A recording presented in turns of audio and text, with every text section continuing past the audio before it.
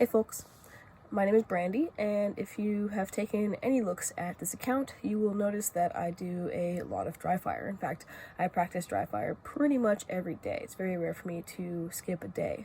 And with that, I'm actually using multiple tools, not just the same thing over and over. And even before I was able to save and purchase a firearm, I had tools that I was using to build my proficiency that could carry directly over into those firearm skills. So I'm just going to show you some of the tools I have and go through how I use them. Alright, I'm starting with the first tool I ever got, well before I was able to even have a firearm.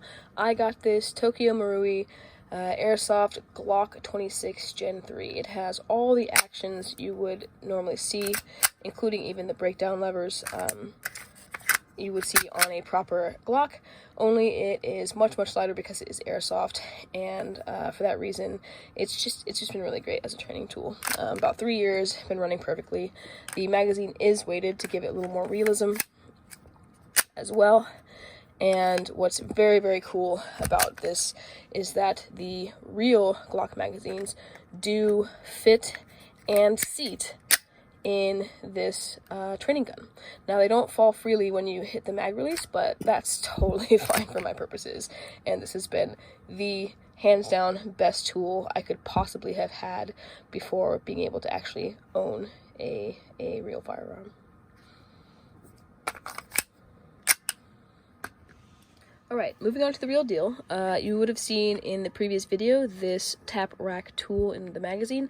What that does is it allows for, even on an empty mag, the slide will move freely back and forth, which can be very helpful for various drills in the dry fire practice. So this is a pretty cheap tool that has been really awesome. Of course, it also gives the added visual safety of seeing an empty magazine when you're practicing via the bright orange color. So another really great tool that I will often use for my dry fire practice. Alright, so the next tool I'll show you is actually a dry fire cord. This is just literally a length of neon pink paracord where I tied a knot in the end. What you do with these, at least in Glocks, is you stick it down your empty barrel and you lower your slide onto it, and what it does is it holds your slide slightly out of battery, and what that does is it allows the trigger to move freely. So it does not have the old click that would be bang. However, it does allow for multiple trigger presses without any fancy dry fire magazines or any additional thing. Plus, for most of us, we have some sort of cordage around, so it's pretty much a free tool to use for multiple trigger presses in your dry fire practice. Alright, we can't talk dry fire without mentioning dummy rounds. Good for live fire as well, for malfunction practice. They're also just another good way to practice manipulating rounds, as well as clearly looking like they are, these inert rounds. So I have one here for a failure to eject. I'm going to go ahead and clear that. And now I have a new dummy round ready to rock in the chamber there. So just a really important tool to have around is the dummies. Okay, and the final tool that I use on a daily basis is a laser cartridge. This one is a G-Sight laser cartridge, I believe, and I got it at the time a few years ago because it was the cheapest I could find.